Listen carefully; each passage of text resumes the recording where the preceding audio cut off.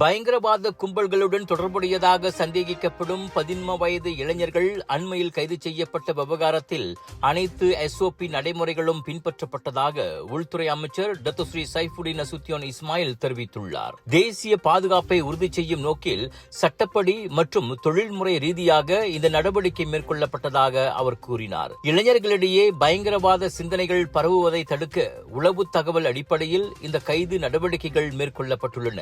எனவே இந்த விவகாரத்தில் தேவையற்ற யூகங்களை தவிர்க்குமாறு பொதுமக்களை அவர் கேட்டுக் கொண்டார்.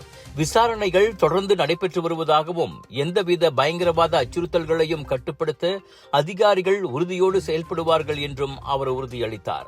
இளைஞர்களை பயங்கரவாதத்திலிருந்து காக்க முன்னெச்சரிக்கை நடவடிக்கைகள் மற்றும் விழிப்புணர்வு முயற்சிகளும் வலுப்படுத்தப்பட்டுள்ளன என்றார் அவர். பயங்கரவாத சிந்தனைக்கு புத்துயிர் கொடுக்க முயன்றதன் பேரில் 16 முதல் 21 வயதுக்குட்பட்ட 6 சந்தேக நபர்களை மார்ச் 6ஆம் தேதி போலீஸ் கைது செய்தது.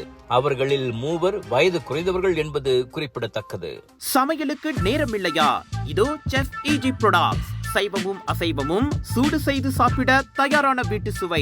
ரூம் டெம்பரேச்சரில் பாதுகாப்பாக வைக்கும் நம்பகமான உணவு. எந்த ரசாயனமும் இல்லை, எந்த பதப்படுத்தும் மருந்தும் இல்லை. ஷாப்பி, லசாடா, டிக்டாக் எங்களின் அதிகாரப்பூர்வ அகப்பக்கத்தில் இன்றை வாங்குங்கள். செஃப் EG ப்ராடக்ட்ஸ், வீட்டு சுவை உங்கள் ஓட்டத்தில்.